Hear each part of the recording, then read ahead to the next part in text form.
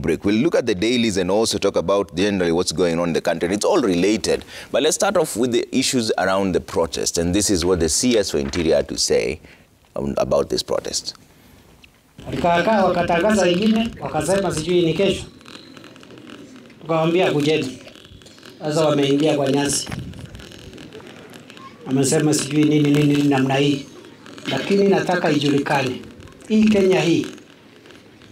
Hatutakubali mtu yoyote kujificha kwa siasa, kwa kabila, kwa dini, kuvuruga amani ya wananchi. We will not accept. Hata ukiwa nani. It doesn't matter your status. We will not allow. Na mwenye anataka kupanga kuvurugu ajiandae. Tutakamatana na yeye, tutapelekana na tutamuondoa katikati yetu kwa sababu hao watu ndio wameharibu sifa ya Kenya. Wananchi hawana hatia. We are going to deal with lawlessness, impunity and crime very firmly. Na sisi hatubembelezani na mtu yeyote. Sifuna, what is the latest position on the protests? Have they been called off? Have they been suspended? Is a change of tack because the CS Interior says mulingia kwa nyasi? Of course, Trevor, first let me say good morning to all the viewers. You all know that we took a break yesterday and today and throughout the weekend for us to be able to mourn with the families of the victims of the police brutality, the people that Kindiki is referencing there. You know, Kindiki doesn't strike me as somebody who has even ever, slaughtered a chicken. And when he talks and he says Kujeni, it's not as if he is the one who's going to be there in the streets. I have never seen Kindiki in the streets. So when he says Kujeni, he himself, when they tell us, oh, come yourselves, come with your children and your wives, Kindiki knows when he is talking like that, he is not going to be the one in the streets. I am not going to meet Kindiki. He's hiding behind the police and the instruments of violence of the state. Number two, it is quite shameful for somebody who calls himself a professor of law to celebrate and just thump at how he has been effective in denying people's rights. Because as we have said here, times without number, the Constitution gives us a right to peaceful demonstrations. Yesterday, Trevor, you guys have just run the report here. There were candle vigils across the country. What was the justification, for instance, for the police breaking up the candle lighting ceremony in Mombasa? That is what Kindiki prides himself. Now he sees that he is a man. He has done a good job. He has bludgeoned children and women in their houses, and he feels that he's proud that now that he's a man, he has done a good job. What we want to make clear is that we wish we saw the same level of eloquence when it comes to a plan for getting this economy running, a plan for making sure that every Kenyan has food. But the eloquence is only clear when they are telling you how they are going to subvert the rights of the people, how they are going to beat you and hurt you and harm you. But when you ask them, when are you going to drop the price of unga? Kindiki is not that eloquent. He will develop a speech impediment immediately. So it is very shameful. And I like the statement that was put out by the Law Society of Kenya, that in fact these professional bodies need to begin censuring members of the Law Society of Kenya who are lawyers, who have somehow forgotten that they took an oath of office. I have taken oaths of office on 3 occasions, Trevor. The first one was when I was admitted as an advocate of the High Court. Before the then Chief Justice in 2008, I swore to uphold, defend that constitution. I took the oath again when I was elected as a member of the Law Society of Kenya Council in 2016. I swore to uphold and defend that constitution. I took an oath recently when I was elected as a Senator of Nairobi to uphold and defend that constitution. And I will do so even when people who are supposed to be teachers of law, like Kindiki, have forgotten those oaths that they took.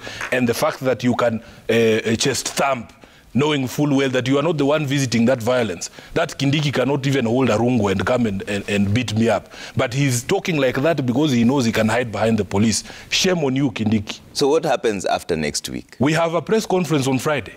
We will explain the way forward, because we will never let down our constitutional rights. That I can tell you. The protests are ours to plan. We are not planning depending on the schedule of the government or Kindiki's schedule. I can decide tomorrow that we are going to have protests. That is my right. So it is not as if we have not suspended any constitutional provision. These rights, Trevor, the way you give life to rights is to exercise them. Nobody is going to tell us when we can protest or not.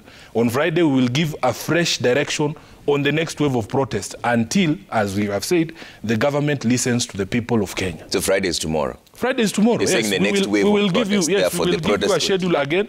We will announce. Once we have laid to rest the innocents who have been slaughtered by the police, we will announce again. It doesn't matter how many of us you kill. I am telling you, Trevor, we will never put down the rights given to us by this constitution, because these things did not come easily. People lost their lives for us to have this document. It was not easy. So we're not going to have these pseudo-professors of law telling us when we can exercise or not. Kindiki does not scare anyone. He doesn't scare anyone because he knows. He's not the one who will come to my house to arrest me. If he tries, he knows what will happen. Okay. He will send goons in police uniform. Kuja wewe mwenyewe Kindiki. Akuje yeye mwenyewe. Okay. Hey.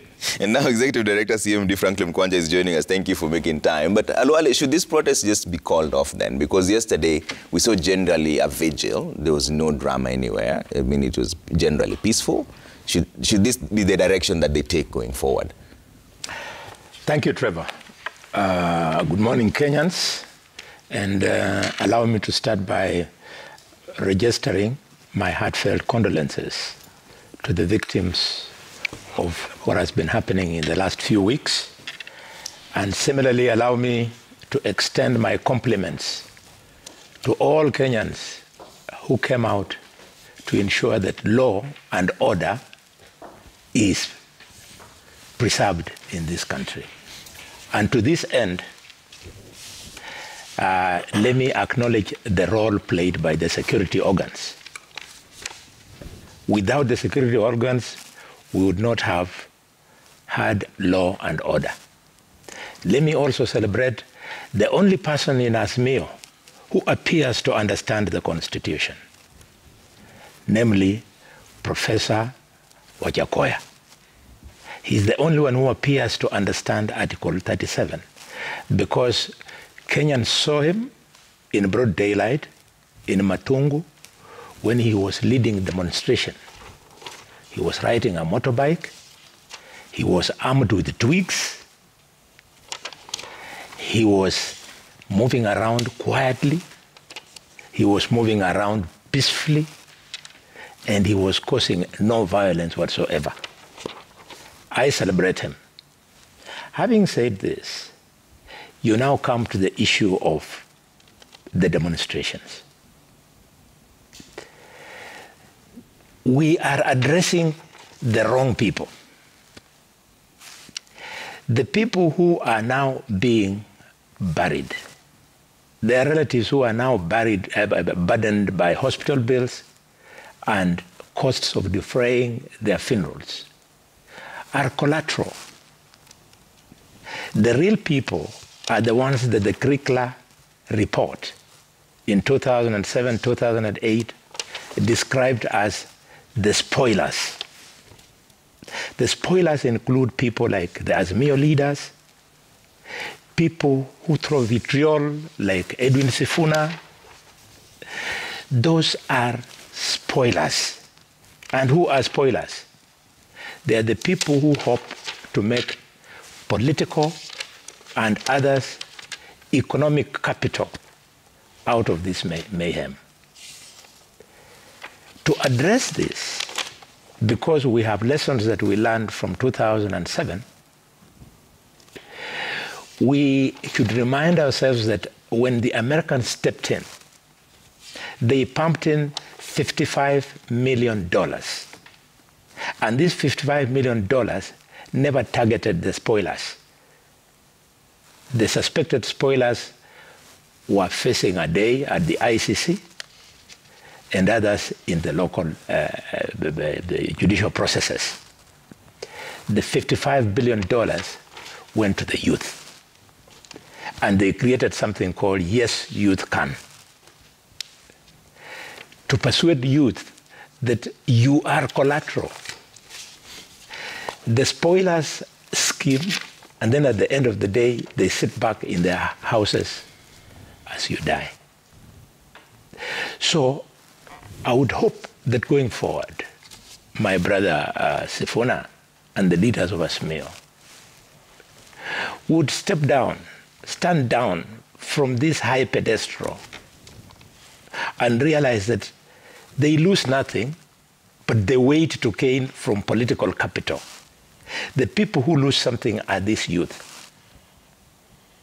If, for example, today, we were hearing a footage of a youth of a prominent politician having lost his life,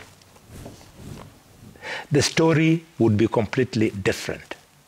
So, because the spoilers are not going to listen, I'll continue from here and everywhere I go, appealing to the youth. The youth, take charge of your own future. Okay. Because if you don't, you'll remain collaterals.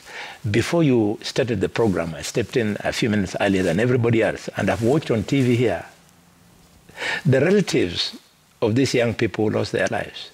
They are now walking on the streets with begging bowls.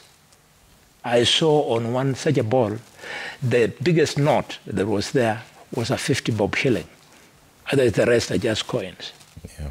Isn't it surprising that the spoilers, who are billionaires, Raila is a billionaire, Uhuru is a billionaire, why don't they underwrite these bills? Okay. If it is true that there are 50 people who died, these guys can underwrite those bills. They can underwrite hospital bills. I think Professor Nyong'o is the one who has come out with something positive by declaring that all hospitals will offer free services in Kisumu. Yes. It's a good thing. That's why we have to go. I beg ASMIO leaders, Edwin, I urge you, stop your pride, stop causing our children from dying. Finally. Yeah. You are the one killing them. Finally. It is true that our children were shot by the police. And we all condemn any police shootings. But I ask Edwin Sifuna, despite this arrogance, supposing you are given an opportunity to be at State House for 1 week, and then people pour into the streets. One, they block roads, they light tires, they run into supermarkets, overrun them, they start looting. What would you, Edwin Sifuna, do? Would you just sit there for that to continue, or you'd ask the security organs to step in and restore law and order? Although the CS doesn't acknowledge that it's the police who shot these civilians. In fact, he says it's the This civilians is my view. themselves. I don't have to be advised by anybody to make my own conclusion. Okay. I am a leader by right in this country. I'm not a nominated leader. I am popularly elected. And I have demonstrated leadership credentials in this country for many years. And this is why I am not stopping in asking Edwin Sifuna to now move away from being the activist that he was in ODM to now the popularly elected leader, Senator of Nairobi, and make leadership decisions. Okay. So. And what decision should he make? Yes. That's why I'm saying that he should be able to differentiate between spoilers and victims who are collateral. Okay. Two, he should be contributing towards way forward. Okay. If today, with the reconciliatory tones that I have heard from the president, from the former prime minister, from the former president Uhuru Kenyatta, that the Secretary General of ODM can come here and still be encouraging a tone that is meant not to restore, but to stoke the fires, then we are missing it. Look, it's wrong. If Professor Kindiki was seated here and Sifuna is where he is, Sifuna is allowed to call him a pseudo professor so that the guy could then respond and demonstrate his bona fide credentials. But a professional to cast aspersions on the academic qualifications of a fellow professional. Where are they? They don't show. Of a fellow, those things are not just for hanging on the wall. You're supposed to live by the creed. Let him finish. Don't just hang things on the walls and say you are a professor. To cast those kind of professionals, I wouldn't imagine Dr. Boni Khalwale finding a professor of medicine and calling him a pseudo professor. Okay. To become a professor, there's a due process that is gone through. So I defend Professor Kindiki because at no time, allow me, will Kindiki be expected to arm himself with tear gas to go and disperse crowds? Will he be expected to wield AK-47s when he's facing these terrorists? Sifuna, let me tell you something. Is he going to speak for the whole morning? Yes. No, we have to. Finishing. You have had your bit. Let me tell you something, Sifuna. Some of the greatest leaders of the world, and let me refer you to Winston Churchill. Winston Churchill was so great, Sifuna, that 5 years after leading Great Britain to victory in the Second World War, when he went to the election, he was defeated. All right. So when you're an elected person, you should not imagine that you are an omnipotent sort of leader. Okay. The kind of respect and fear that they give to Raila Odinga, they're the ones who are stalking him. He is not omnipotent. Okay. If Winston Churchill the Great went, Raila should be now helped to realize that he should go. Okay. Mkwanja, I'll come to you in just a bit, but Sifuna has been called a spoiler looking to gain political capital out of this mayhem. So let me give him a chance to respond to that first. You know, Trevor, one of the things that Khalwale needs to acknowledge is that no one needed to die. In this protest, no one needed to die. Those people you're talking about walking around with begging bowls to raise money to bury their king, Khalwale, would not be doing that but for the action of your police. But for the action of your police, we would not be mourning these people. So please address the cause. You cannot talk to me about raising funds to bury people that you killed. How can I underwrite people that you killed? You yourself killed them. Number two, Khalwale, you will never know the things that we are doing to help these people because you are not involved. You are not involved. I personally, if I told you what I have seen, the things that I have done, the people know these things. So it is not for me to prove myself to you. And I have said these things here, Trevor, that please discourage people who come here to discuss the panelists here. Let us discuss these issues. It is something that needs to be condemned. When I call myself a lawyer, and then I depart from basic tenets of the law, I should be called out. If Khalwale is a doctor, and he knows even within his profession there are people who are quacks. If a doctor, somebody calling themselves a doctor, after opening somebody, a surgeon, leaves all the tools of surgery inside that person, Khalwale, is that somebody you come and say, oh, this is a professor? The academic qualifications you have are supposed to be lived. Like your life needs to reflect your education. You cannot be somebody who calls themselves a professor of law and all you do is to run around in funerals and villages, beating your chest at how effective you are at crushing people, exercising their democratic rights. He needs to be called out. And I said this because they usually say, oh, we don't see you with your children. My daughter is 6 years old. When my parents, people like my uncle Lawrence, were bringing about change in this country, he did not drag me to those protests. I don't know what was happening when Khalwale was a child, but I am sure that during everybody's lifetime, there is a fight. There is always a fight for something. You don't drag your children to the streets. I can't bring my 6-year-old daughter to the protest with me, but I was there myself. Because, Omwami, we will not forfeit the rights under this document. Number two, the people, if I was in State House as a president, I have the law. I have sworn to uphold this law. There are ways in which protests can be managed, Trevor. Just follow the law. Nobody needs to die in these protests.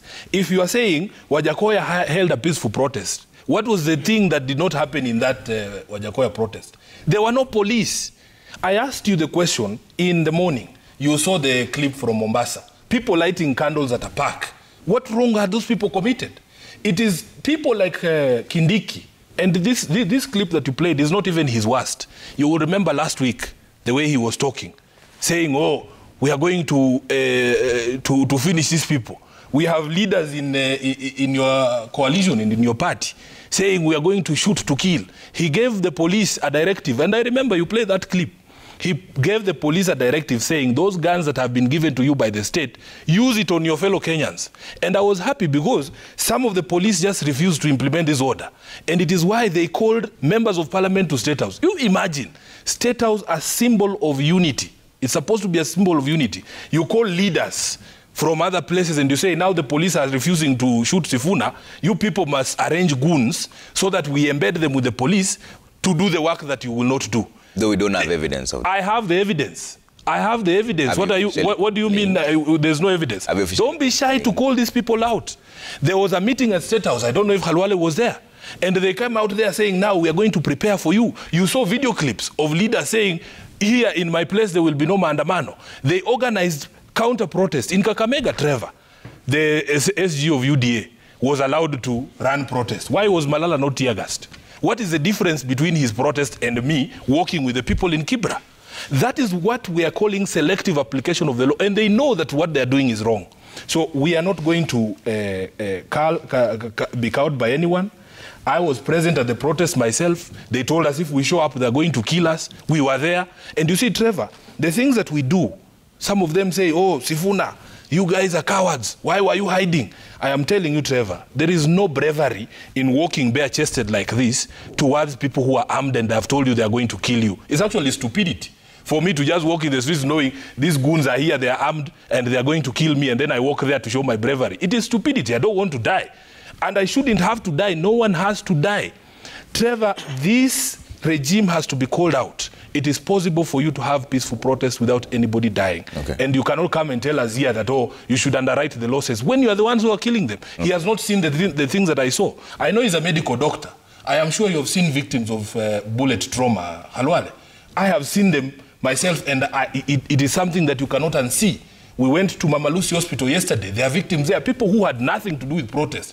How do you justify police breaking into people's homes in Kisumu, in Nyalenda, way after the protests are over, Halwale? Bludgeon people in their houses, drag people out and beat them. You've seen the videos. We're not making these things up. It is not as if, it is even better you come and drag Sifuna out of his house and beat him. But those people have nothing to do with protests. So you cannot condone that. And a professor who stands up to justify that, saying, yes, I am the man now, knowing full well that if you give Kindiki that room and tell him go into Sifuna's house, he cannot do it. He can't do it. Okay. All right, I'll take a quick break. Mkwanza, I'll come back with you on the way forward. Now, there's also some stuff that we need to talk about on the front page of the dailies, but let's take a quick commercial break at Trevor Mbija at Citizen TV Kenya. Use the hashtag Daybreak. We're back in a bit.